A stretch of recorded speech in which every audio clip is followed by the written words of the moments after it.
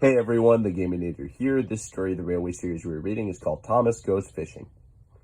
Thomas's branch line had a station by a river. As he rumbled over the bridge, he would see people fishing. Sometimes they stood quietly by their lines. Sometimes they were actually jerking fish out of the water. Thomas often wanted to stay and watch, but his driver said no. What would the fat controller say if we were late? Thomas thought it would be lovely to stop by the river. I should like to go fishing, he said to himself longingly. Every time he met another engine, he would say, I want to fish.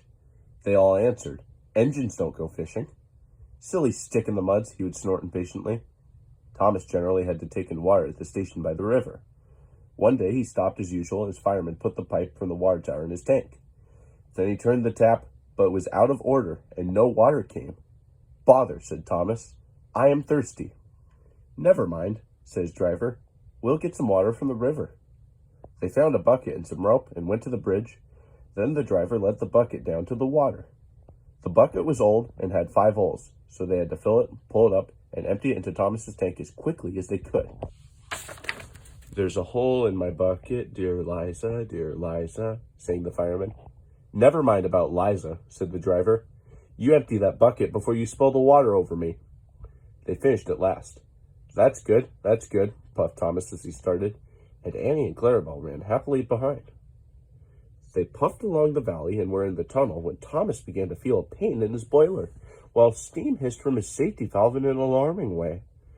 There's too much steam, said his driver, and his fireman opened the tap in the feed pipe to let more water into the boiler, but none came. Oh dear, groaned Thomas, I'm going to burst. They damped down his fire and struggled on. I've got such a pain, Thomas hissed. Just outside the last station, they stopped, uncoupled Annie and Clarabelle, and ran Thomas, who was still hissing fit to burst, on a siding right out of the way.